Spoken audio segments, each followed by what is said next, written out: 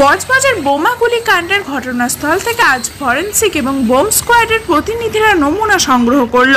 দক্ষিণ চব্বিশ পরগনার বজবাজে গত 12 ফেব্রুয়ারি সিন্ডিকেটের আধিপত্য কায়েমের লক্ষ্যে যে বোমা ও গুলি চলার ঘটনা ঘটেছিল, সেই ঘটনায় আজকে নিয়ে 2 তৃণমূল পঞ্চায়েত সদস্য সহ গ্রেপ্তারের সংখ্যা দাঁড়ালো 14। ঘটনার দিন ডায়মন্ড হারবার জেলা পুলিশের বজবাজ থানা স্বতঃপ্রণোদিত যে 43 জনের নামে মামলা দায়ের করেছিল, তাতে এই 2 তৃণমূল সদস্যের নামও রয়েছে। তারা হলেন সুদীপ দাস মল্লিক এবং শেখ আসলাম খান অ্যালায়েন্স ছোট। তবে এখনো অধরা এক সদস্য এবং সদস্যের স্বামী। গত 12 ফেব্রুয়ারি ভাইরাল ভিডিওতে যে বোমাগুলির ছবি ধরা পড়েছিল, সেই ঘটনাস্থলে আজ 4 সদস্যের সিআইডির বোম স্কোয়াডের প্রতিনিধিরা এবং 2 সদস্যের ফরেন্সিক দল এসেছিল। তারা ঘটনাস্থল থেকে নমুনা সংগ্রহের পাশাপাশি তদন্তের স্বার্থে সমস্ত দিক পুঙ্খানুপুঙ্খ বিচার বিশ্লেষণ করে দেখলেন।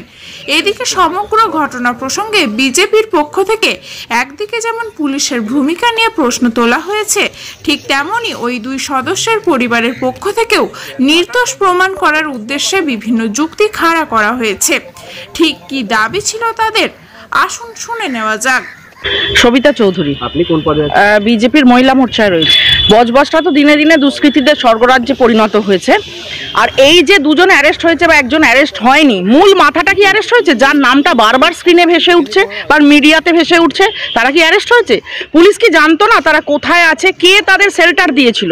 আমার মনে হয় একটা উপর থেকে চাপ ছিল, সেজন্য পুলিশ তাদের ধরেনি। পুলিশ সবই জানে, মোবাইল ট্র্যাক করে কিভাবে তাদের লোকেশন ট্রেস আউট করা যায়, এ টেকনিক পুলিশের কাছে আছে। সাধারণ মানুষের বোঝার তো এটা ব্যাপার না এটা, কিন্তু কেউ না কেউ তাদেরকে শেল্টার দিয়েছিল বা একটা চাপ ছিল। আমি বলবো যে পুলিশের হাত খুলে দেওয়া হোক, পুলিশের হাতটা খুলে দেওয়া হোক, তাহলে আমার মনে হয় খড়ের গাদা থেকে ছুঁচ খুঁজে আনা ক্ষমতা পুলিশ রাখে। কিন্তু পুলিশ তো স্বতঃপ্রণোদিতভাবে যে 43 জনের নামে এফআইআর করেছিল, তাদের 3 জন সদস্যের নাম আছে। হ্যাঁ, নাম আছে, কিন্তু অ্যারেস্ট তো করতে পারেনি। এরা কি সবাই দাগি ক্রিমিনাল?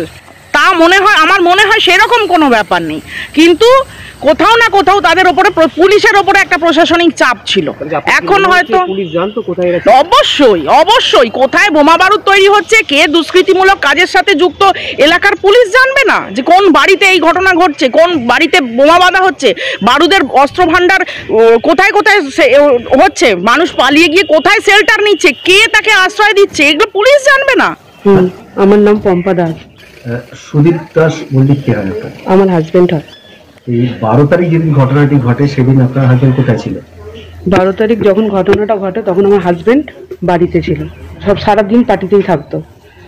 এমনকি নিজের বিজনেস আছে, দোকানটাও খোলার টাইম পেত না। ওনার ছেলের দোকানে না, সোনার দোকান, গোল্ডের দোকান। আমার হাজবেন্ডের কাজ এত ভালো ছিল, ওর ওয়ার্ডে আপনারা ঘুরে জিজ্ঞাসা করতে পারেন ওর কাজ যদি খারাপ হয়, মানে এতদিনে এত সদস্য ছিল, কোনো কাজ যা হয়নি সেই কাজগুলো ও করেছে। এমনকি মানে কোনো দিন পেছনে সরেনি, ঘর মানে বাড়ি ফ্যামিলি সবাইকে ভুলেও পার্টির কাজে ইনভলভ ছিল। আজকে যে এই কাজটা হয়েছে, এতে পুরোপুরি ওকে ফাঁসানো হয়েছে। ওর কাজ দেখে এবার জানি না ওর পেছনে কে আছে, ওকে পুরোপুরি এতে ফাঁসানো হয়েছে। আমার কিছু বলার নেই, আমরা তো কিছুই জানতাম না। রাত্রিবেলা যখন পুলিশ ঢুকলো বাড়িতে রেড করতে, তখন আমরা বুঝতে পারলাম যে এই ঘটনা হয়েছে।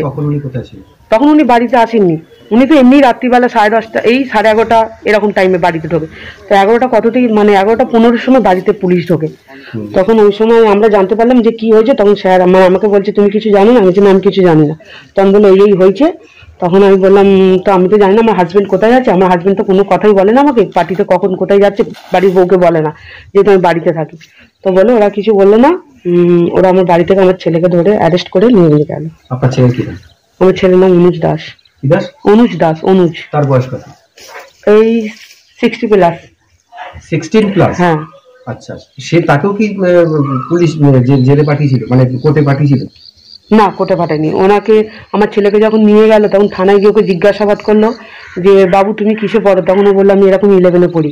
কোন স্কুল? ওকে জিজ্ঞাসা করলো ওর বয়স কত। জিজ্ঞাসা করার পর দেখি বড়বাবু নিজে আমাকে ছেলেকে দিয়ে গেল বাড়িতে নিয়ে। না, তারপর থেকে কি স্বামী আপনার ঘরেই থাকতো না কোথাও চলে গেছে? না, তারপর থেকে আমার স্বামী ঘরে থাকতো না। কেন থাকতো না? যেহেতু ওকে ফাঁসানো হয়েছে, এরকম চারিদিকে খবর লটেছে এই ব্যাপার ওই ব্যাপার, সেই কারণে বাড়িতে থাকতো না। এটা তো আমি ঠিক বলতে পারবো না, কে কিভাবে কি মানে কিভাবে যে এটা হয়ে গেল আমি নিজেও বুঝতে পারছি না। আমার হাজবেন্ডের পেছনে কে আছে। আপনি কি মনে করছেন আপনার স্বামী নির্দোষ?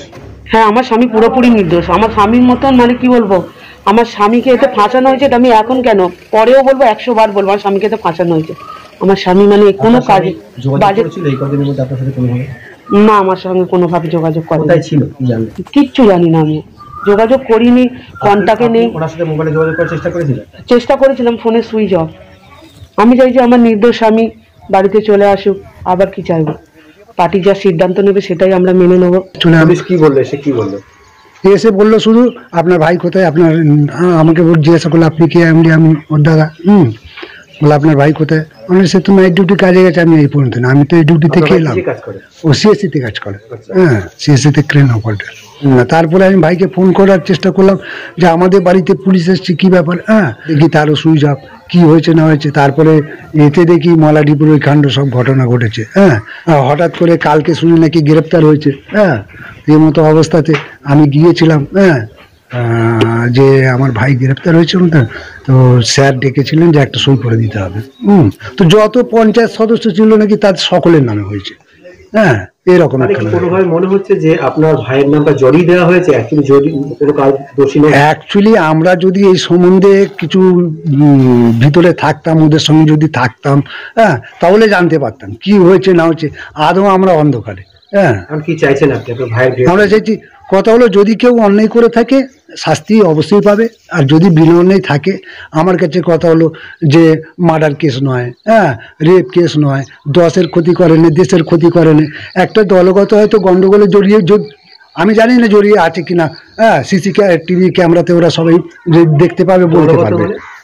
দলগত বলতে গেলে এই সমস্ত পঞ্চায়েত একসঙ্গে যখন ঝামেলা হয়েছে, এটা তো প্রাইভেটলি কিছু নয়, সকলের নাম যখন হয়েছে, তাহলে সকল কোনো রাজনীতিক কোনো কারণে হতে পারে।